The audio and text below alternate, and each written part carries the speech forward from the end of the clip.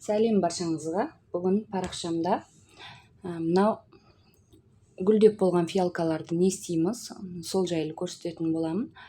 Яғни фитильный поливке отырғызатын боламын. Қазір кесетін жерін кесіп, сосын мына жерде менде мынау сингоним гүлінен отростка кесіп көрсетемін, сіздермен бөлісетін боламын. Және мына жерде видео ұзақ болып кетпесе, тамырлап тұрған гүлдерімді егетін боламын. Мына жерде псевдорентойрум гүлі менде. Бұл фиолетовый гүл ашады. Цветі мынандай необычный, жарыққа байланысты өзгеріп тұрады. Тамырлап бастаған. Уже еге беруге болады. Мына жерге дейін стаканчикке егемін бұйыртса. Ал мына жерде монстера гүлі. Бұл да тамырлап тұр. Монстера манки маск дейміз. Тамырлар жуан, ақ болады бұлардың. Бұйыртса екеуін стаканға егетін боламын қазір. Топырақ дайындап қойдым. Ал қазіргі уақытта фиалка гүлін гүлдеп болғаннан кейін не істейміз? Яғни фиалка гүліміз осылай түсте гүлдеп болды. Фитильный поливте тұр. Енді гүлдеп болғаннан кейін түрлері осындай болып кететін, қараңыз. Мына жерде біреусін көрсетейін. Мына. Бұндай жағдайда гүлін бәрін кесіп аламыз. Яғни камераны настрой жасайын. Гүлдерін бәрін кесіп тастаймыз мына.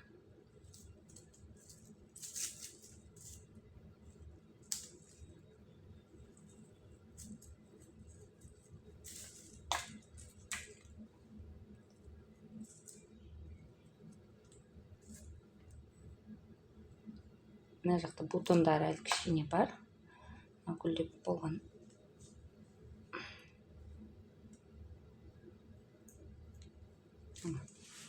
Сосын мынандай сарғайған жапырақтар болса алып тастасаңыздар болады. Алмай тұрған болса бәрі орнына келмейді.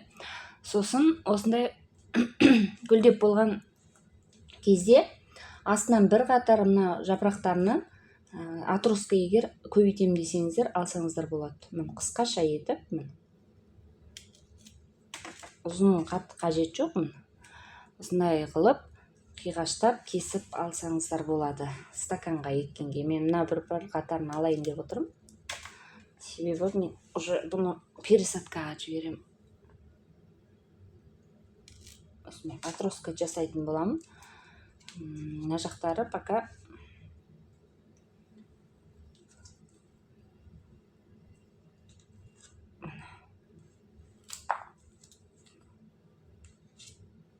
өткір лезвиямен алсаңыздар да болады. Қайшыларыңыз өткір болса, мен осындай жерден міне.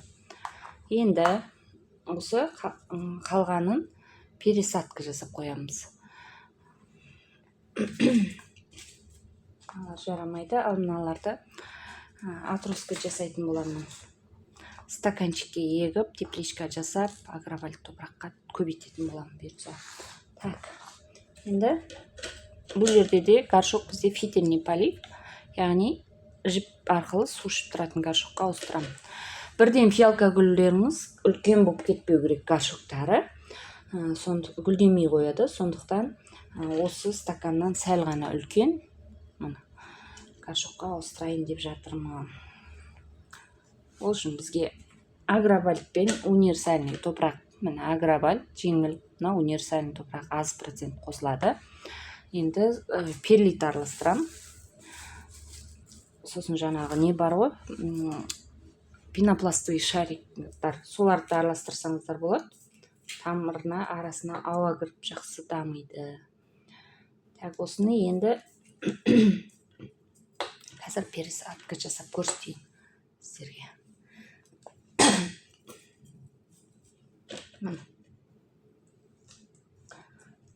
Кішкене бір қатар етіп астына саласыздар топырақ. Енді мынаны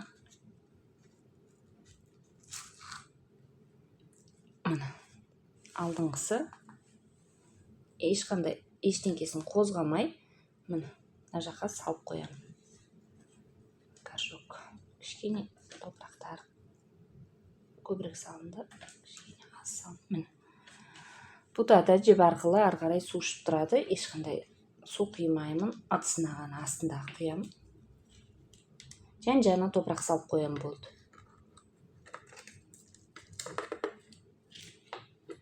Опаны. Фиалка гүлін менде дұрыс өсіре алмайтын едім, сөйтсем фитильный поливке отырғызып тастасаңыздар, өте жақсы екен, өзімен өзі өсе береді. Фитильный поливпен топырағы болса болды, топырағы жеңіл топырақ болу керек, әйтпесе ауыр құр универсальный топырақ болса, гравальсыз, постоянно дымқыл болып тұрғаннан кейін фитильный полив постоянно дымқыл болады, шіртіп жібереді.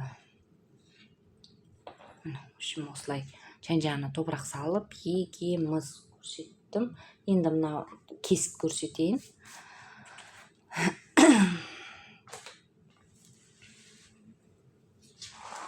Сингониум гүлінен атроска.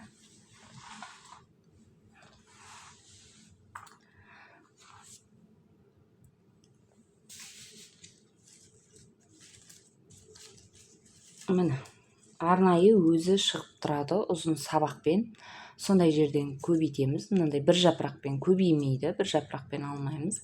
Осындай шығып тұрған жерінен қазір кесіп көрсетемін. Мынадан екеу алуға болады.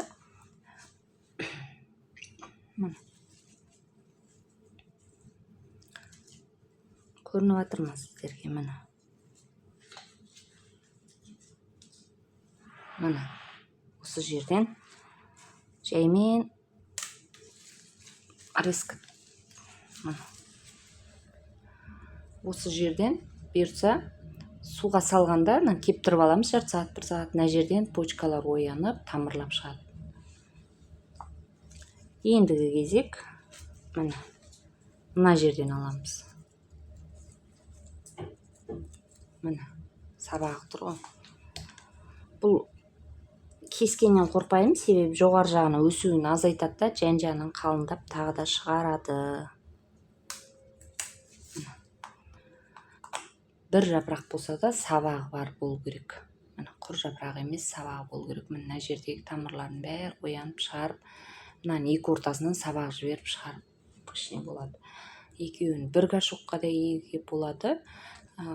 Өскен соң бір стаканға егуге де болады. Суда тамырлатамын мен. Суға салам, қазір кепсін, жарты сағат, бір сағат. Міне өзі қалыңдап өсетін болады, енді бұйыртса жоғары қарай шырмауық болып кетпейтін болады сонда. Сәл өскеннен кейін горшокқа ауыстырып қоямын. Астында сарғайып тұрған, өткенде пересадка жасадым ғой, содан бір-екі жапырақ сарғаяды, еш уайым жоқ. Так, осындай. Мыналарды қазір стаканға егіп қояйын. Кислица гүлім өсіп жатыр. Бұны енді бұйыртса горшокқа ауыстырамын жақында. Ол жайлы да видео түсірем. Мына жерде фиалкамызды стаканнан горшокқа ауыстыратын боламын. Мына жердегі фиалканы қазір реттеймін, тоже кесетін кесіп, міне бір қатар жақсы өсетті. Мыналары лишниларын атроскаға кесіп алам. Осындай жерінен кесіп алсаңыздар болады атроскаға. Көбейтесіздер. Кесіп тастаймыз.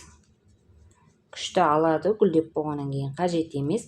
Сосын пересадка жасап қойғаннан кейін бұл ары қарай да гүлдей беретін болады. Біраз демалады, бірақ гүлдеп болғаннан кейін барлық гүлдер демалу керек. Ешқандай удобрение құйып мазаламаймыз.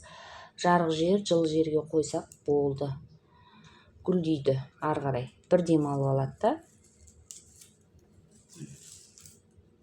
Бәрін кесіп тазалап, пересадка жасап қоямын. Бұйыртса осыларды тамырлатқаным жайлы видео түсір десеңіз, видео түсіріп көрсетейін. Негізі астында бар осы гүлдерімді тамырлатып жүргендерім. Сингониум тамырлады ма, бәрін алда видеоға түсіретін боламын. Қош сау болыңыздар.